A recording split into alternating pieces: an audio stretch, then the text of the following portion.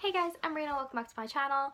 So, sorry I've been absent for so long. I kind of just got like really involved with school and my schoolwork. And I have filmed a couple of videos, but I haven't gotten the chance to upload them at all. So I had a winter break wrap up that I did, and winter break was a while ago because now I'm on spring break, even though it's not spring. So I'll post that, and then I have a review for one of the books that is going to be in this wrap up. I'll post that too, either before or after this video, but this video is going to be my wrap up of books I read from January to like the beginning of March, so like the end of February.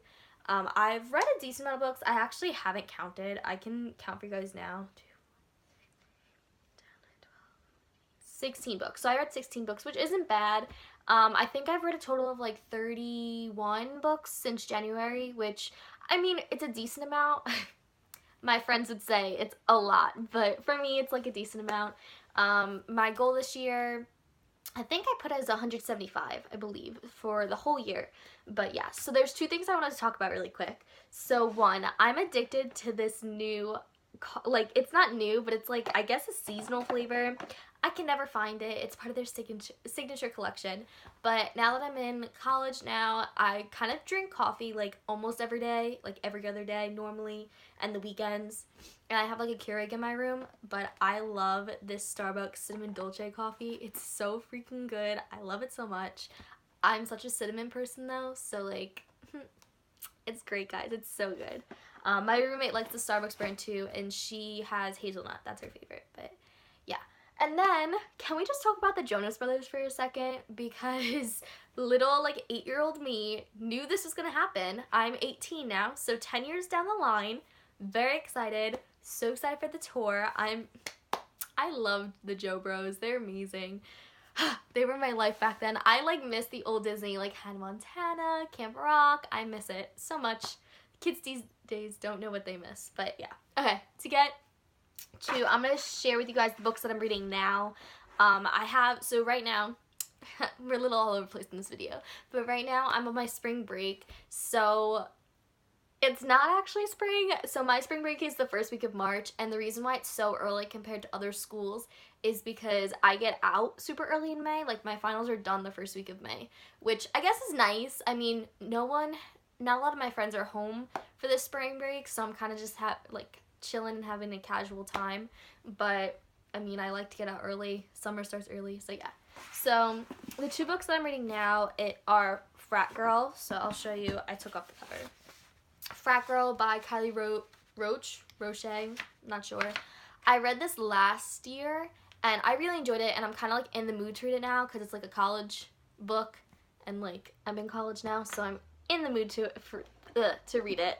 I remember giving it a 4.4, I think, and I had a lot of heavy like negatives about it, but it was a good book, so I'm just gonna read it and not really focus about reviewing it. And then I also want to read Darkness Embraced by Tilly Cole. I did start it this morning. I'm like halfway through, but I'm not in the mood for a dark romance right now, so I'm kind of putting it to the side and hopefully gonna pick it back up. I mean, worst case scenario, I bring it back to college with me, but yeah. So I don't have my Kindle here with me, so I can't really show you covers, but if you guys want to see covers, I have like on my Goodreads, I have all the books that I read, like, and I review them. So if you guys want to see like the covers, you can check my Goodreads down below, but I'll just like let you guys know what books I've read. Sorry for the no covers, but I read books 1 and 2. The first one is Cross Stroke, and the second one is Cross Drop. They're by Elizabeth Hartley, and they are hockey romances. Cross Stroke, I gave a 5 out of 5. I really, really love that book. It was more like relationship centered than hockey centered, which I overall was kind of fine with because it was really good. Like, it had a lot of college class stuff in it and just the ins and out of college life, so I just like really loved that. And then Cross Drop, I gave a 4 out of 5.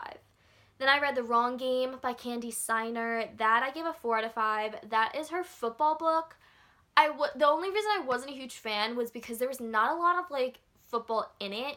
Basically, it was about this girl who had season tickets, and she went like on a dating app, and every game she went to with a different guy, and then there's another guy that came in, and it was like a whole big thing, but there was no like football player, football coach, football anything involved with it. It was just them going to the games.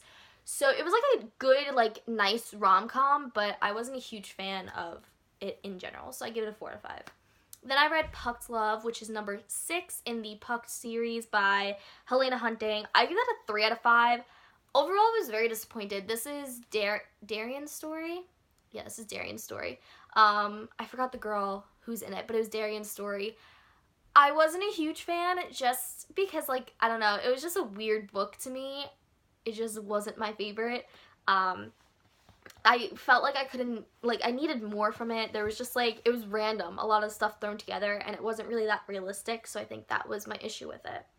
Then I read Puck Me Secretly by Odette Stone. I gave that a 3.5 out of 5. It's another hockey romance. And then I read Lust, which is part of the Elite 7 series. This is book 1. So basically a group of 7 authors came together, and each author is writing about a different 7 deadly sins, but it's basically about, it's like a college, it's not a fraternity, but it's like a college group that you can get initiated into, and then each guy in the group is a different sin. So I thought that was a very interesting concept. I ended up giving it a 4 out of 5. I really did like it. It was, overall, it was just like a weird concept to me because he wasn't really Lust to me. I was not like a huge fan of it. I really like Pride's character though, which I believe he's the next book. But I definitely am going to continue reading them, and so far, so good. Then I read The Boys of Brayshaw High by Megan Brandy. The only reason I read this is because I started seeing this book everywhere. Like, all these booktubers I follow, so many people started reading it, and the cover is beautiful, and I was like, okay, like, I'll give it a try. It seems interesting. Like, I didn't really read too much into it. And I ended up giving it a 3.5 out of 5. And my big issue was that it really reminded me of Fallen Crest High by Tijan. And I kind of feel like a lot of it not necessarily copied, but a lot of the plot was very similar. And, like, I've read it before, so I wasn't as entertained. It did leave me on a cliffhanger, though, so I am definitely going to continue reading book 2, even though I wasn't a huge fan of book 1, just because, obviously, I want to know what happens.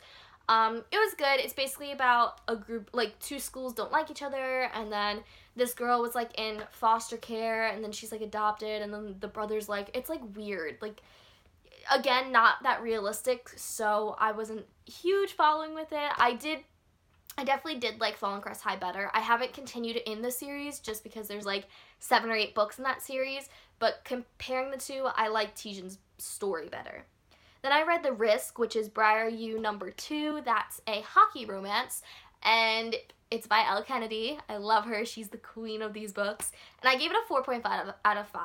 I definitely love The Risk a lot better than the first book, which is Summer's book. I forgot what it's called, but it's Summer's book. This one, I did enjoy the concept. So it's about the coach's daughter at Briar U dating one of the star players over at the rival team. Not Harvard. Is it Harvard? Maybe it's Harvard. I'm not positive. But it's like their rival team. And I thought overall, like, it was a solid book. And the only reason I gave it a 4.5 was, for me, it was a little confusing because I didn't show the background of how they knew each other. Like, I know they know of each other, obviously, because he's the star player and she is the coach's daughter. But they never really talked about how they met, unless they met in the first book and I didn't pay attention to it. But yeah, I really did enjoy it. I love Elle Kennedy's story, and I cannot wait for the next book. I have no clue who it's going to be about, but yeah. Then I read False 9 by Megan Erickson, and I gave it 3 out of 5, and to be honest, I really don't remember what it was about. I think it was about a soccer player, but it wasn't that memorable for me. And then I read Heart of Steel by McKinley May, which I gave a 4.5 out of 5. I also don't remember what this was about. I think it was a hockey romance, I believe. Don't quote me on it, though. But I remember liking it a lot because I did give it a high rating. But yeah.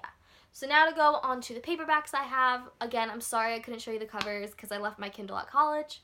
But we have From Lukov with Love by Mariana Zapata. I give this a 5 out of 5. I absolutely adored this book. This is an ice skating romance. So basically, this girl is a professional ice skater, and she is kind of coming to the ending of her career because of how old she is, but she really doesn't want to stop. And there's a whole big thing with her partner. Like, her partner ends up dumping her and getting a new partner, and she doesn't have anyone to partner with. And Lukov, who his family owns the gym, he is such a great skater, but they don't like each other, and you don't find out why until later. And there's a whole big thing, so they end up being partners. But honestly, this was really good. I felt like the romance was very real, and I love all of Mariana's books so far. I think I have about 3 more to read by her that I haven't read, but yes, I definitely recommend this if you want, especially read it now in the wintertime. Then I read Scoring Wilder by R.S. Gray. This is a soccer romance. I've been recommended this so many times. So this girl she is an Olympic hopeful, but she plays soccer. I forgot what school. I think UCLA, I'm not positive, but she plays soccer in college. And Liam, who is a professional men's soccer player, he ends up becoming their assistant coach because he's kind of like done some bad things, and he's trying to like get, I guess, his image up again. So they end up falling for each other, but they shouldn't because he's her coach, and it's like a whole big thing, and there's so much drama involved, but I really did enjoy it. I gave it a 4 out of 5. It was a decent read, and I really enjoy R.S. Gray's writing. I think she's a great rom-com author, and if you want to read something by her, I do suggest it. Her books aren't like the best in the world, but it's like a great pick-me-up type of read. And then I read Long Shot by Kennedy Ryan, and boy, this book was a lot to take in. I ended up giving it a 4.5 out of 5. Honestly, I forgot why I gave it the half point off, but I do have a review of this video. It's a non-spoiler review that I'm going to post, so I'm not going to talk too much about it. But overall, this book is a lot to take in. Like, it's a basketball romance, but honestly, it's not a huge romance book. Like, it's just there's a lot of heavy subjects that are talked about in this novel, especially domestic violence. That's a big one. But honestly, it was very hard-hitting for me, and this is like one of the books. I have never had to do this with any other books. I mean, okay, so I'm kind of going to compare this a little bit to Tilly Cole's books, writing-wise, and how much, like, depth and, like, depth that she wrote about this. But Tilly Cole's books, for me, I end up crying in a lot of them, but because I'm so emotionally attached to the novel. But this book, I didn't cry, but it just took me, like, a couple times I had to put the book down because I was like, oh my god, like, it was a lot. And I personally haven't been through anything that was in this book, but just seeing it from that perspective, I was like, wow, like, it was really crazy. But I really recommend this to everyone to read. It's great knowledge to have behind all of this. I just really love this book, and I did do a review. It was an okay review. It's not the best review in the world, but if you want more, you can look at my review on Goodreads as well. But this was a great book, and honestly, there's very little romance in here, and it's more about just the subject line and the plot and everything. But this was a phenomenal read. And then I read Perversion by T.M. Frazier. This is book 1 in the trilogy, and I gave this a 4 out of 5. I did enjoy it. It was like kind of weird. I really wasn't expecting some of it to happen, and of course it's not realistic, but it's T.M. Frazier. So basically, this girl, she gets, like, adopted in, like, I don't know, it's like a weird thing, to like a gang, and there's like 3 different gangs, and it's like a whole big thing. But it was really good, and of course it ends with a cliffhanger, so I do want to read more, but it's trilogy, so I'll get there when I get there. I just have a lot of stuff to do lately, but this was really good. And then I just finished this book, and that's A Curse So Dark and Lonely by Bridget Kemmerer. I love her as an author. I haven't really read a lot of her, like, newer YA stuff, but she wrote the Elemental series, which is very, I guess, like 2010-ish, 2011. Those books are so good. Like, I love them so much. Of course, they have issues. They're, like, older YA, but they're really good. So, this book, I have hyped this up so much for myself for, like, 2 years when it was announced, especially since it's a Beauty and the Beast retelling, which is my favorite retelling. But ultimately, I ended up giving this a 4 out of 5. I had some issues with it because, okay, so first off, I want to start saying that it's a Beauty and the Beast retelling, and you can only do so much with retellings. You cannot make them that different because you have to follow the storyline. So, personally, I love the writing. I loved what she was trying to do with it, but I felt like I was rereading some of the same things. Like, this book to me felt like a spin-off of ACOTAR by Sarah J. Maas. And I get it, you can't really do much with the Beauty and the Beast retelling, but I was just getting very similar vibes and all that.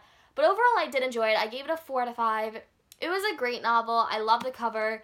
I'm going to continue on because, again, that cliffhanger on the end, honestly, I didn't expect. A lot of people kind of knew it was coming, but I honestly, like, I really didn't. And I don't know if it's because I wasn't reading too deeply into the book, but I'm going to continue with the series. I'm not sure if it's just going to be another book, so it's a duology.